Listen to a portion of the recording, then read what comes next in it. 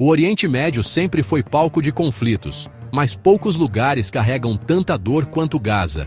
Um território pequeno, mas marcado por guerras, cercos e destruição. Hoje, vamos mergulhar na história recente de Gaza, para entender como se chegou a uma das maiores crises humanitárias do nosso tempo. Setembro de 2025. Gaza é um território devastado. As cicatrizes do conflito estão gravadas em cada rua, em cada edifício. O que antes eram bairros movimentados são agora montanhas de escombros e metal retorcido.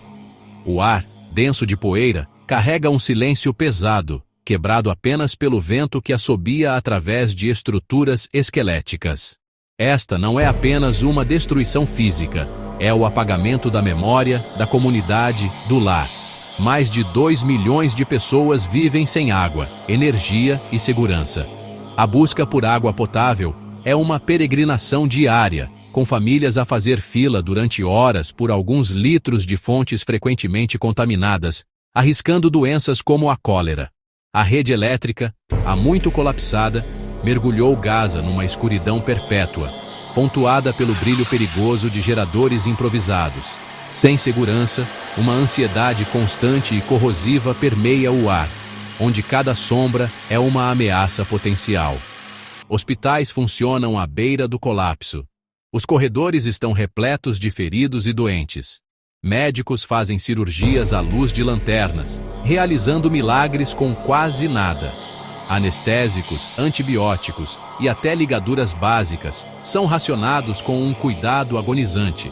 Crianças recebem tratamento em corredores improvisados, em chãos poeirentos, com os seus soros intravenosos pendurados em suportes improvisados. A inocência da infância perde-se nestes corredores de dor, onde a sobrevivência é a única lição.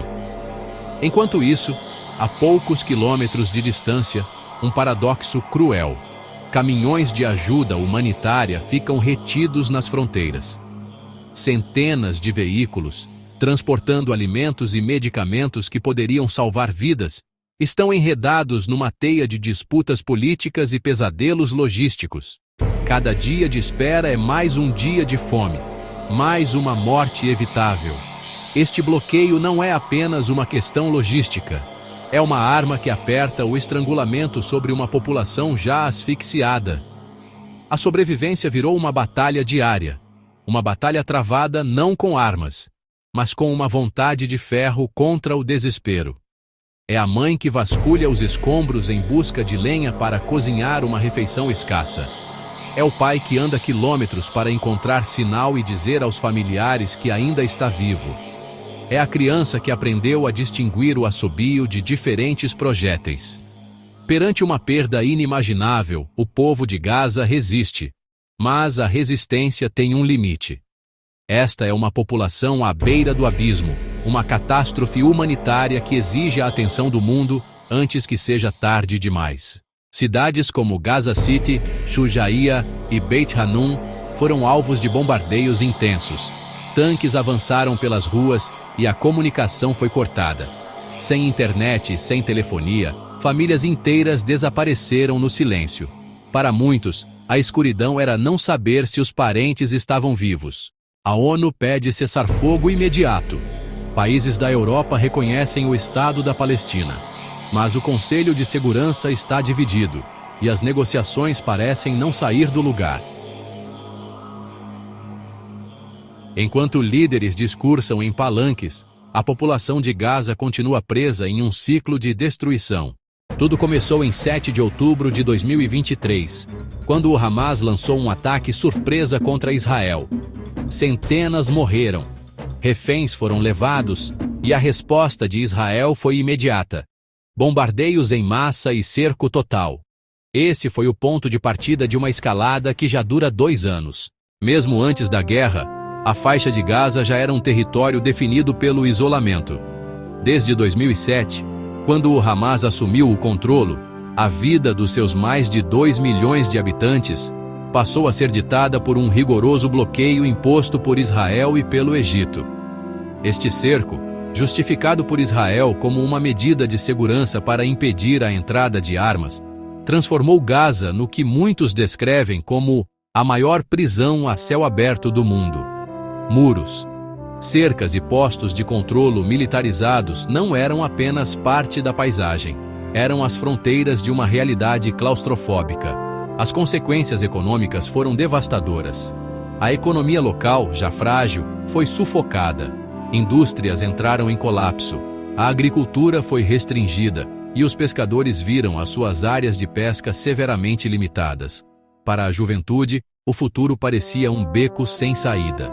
Com as taxas de desemprego a atingirem quase 50% entre os jovens, uma geração inteira cresceu com poucas perspectivas de encontrar um trabalho digno. A frustração e a falta de oportunidades tornaram-se o pão de cada dia.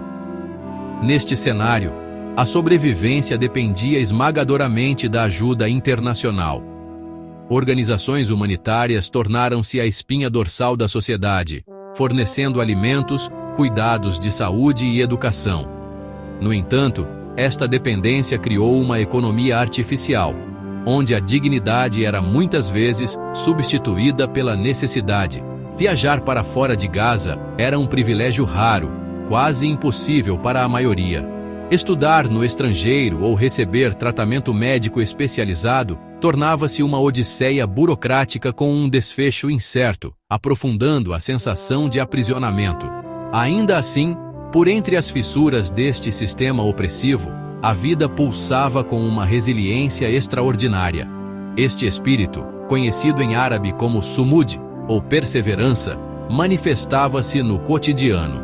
As escolas permaneciam abertas, superlotadas, mas cheias de crianças que viam na educação a única promessa de um futuro diferente.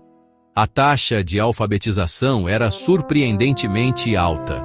Um testemunho do valor que a comunidade depositava no conhecimento como forma de resistência e esperança. A cultura florescia em pequenos teatros e galerias.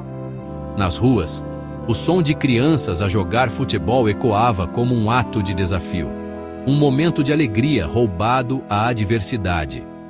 As famílias reuniam-se, celebravam casamentos e partilhavam refeições, agarrando-se a uma normalidade frágil.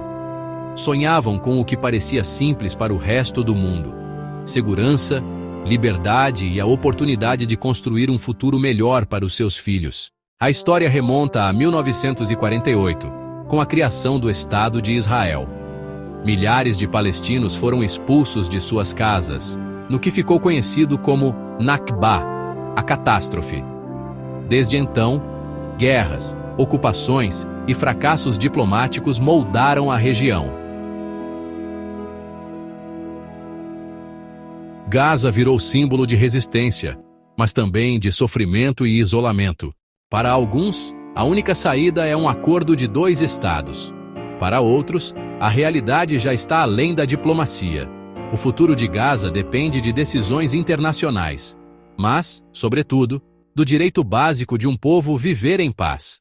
De 1948 a hoje, Gaza continua sendo uma ferida aberta no Oriente Médio. Uma ferida que sangra a cada nova geração, alimentada por memórias de perda e deslocamento que remontam à Nakba. Ao longo das décadas, vimos a faixa de Gaza transformar-se de um refúgio para palestinos deslocados em uma das áreas mais densamente povoadas e contestadas do planeta.